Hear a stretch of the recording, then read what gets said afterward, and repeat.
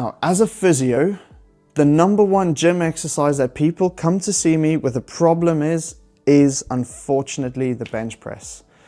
Shoulder injuries. I'm currently working with a guy who's qualified for GB and hoping to go into the Commonwealth Games, who's just had to have shoulder surgery on his AC joints, and he's just post-op, and we're working hard to try and get him there, but it's the shoulder, right?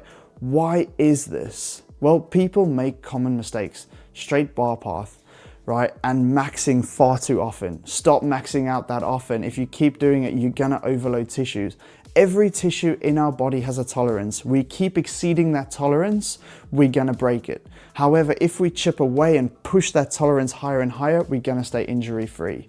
Now, technique does come into this. So if your scapulae are just flat and rounded and not retracted and pulled back, that is not going to be good on the shoulder. That force through the front of the shoulder, which I spoke about earlier, can lead to cuff problems. Bicep tendinopathy, a bit hit and miss. It's more supraspinatus, one of your cuff muscles, as well as labral issues. The shear force going through your AC joints on the bench press. There's tons of it. We need to get the basics right. And if your shoulder blades wing and do all sorts, it doesn't necessarily mean it's a problem, but if you want to lift heavy weight and max out all the time, get that shit sorted, because over time it might become a problem. And yes, the research doesn't support that, but no research supports anything at the moment.